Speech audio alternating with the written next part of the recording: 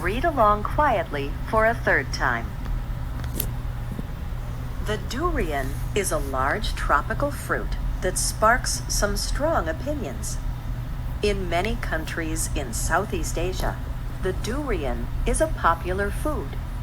Some people in these countries call it the king of fruits. Yet the durian has been banned from places in these same areas. Why? The durian has a strong, unique smell. People have compared it to the smell of rotten eggs or stinky cheese. Some have even compared it to smelly socks. In Thailand, some hotel managers have banned durians from their buildings because of the fruit's odor. However, many people think durians are delicious.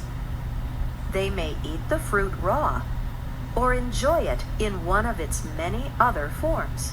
Durians can be used to make chips, shakes, and even ice cream. Thailand has even held a yearly celebration of durians, the World Durian Festival. Different varieties of durians have different smells and tastes, so someone who dislikes one variety may like another. Interestingly, the varieties that smell the strongest are often quite popular.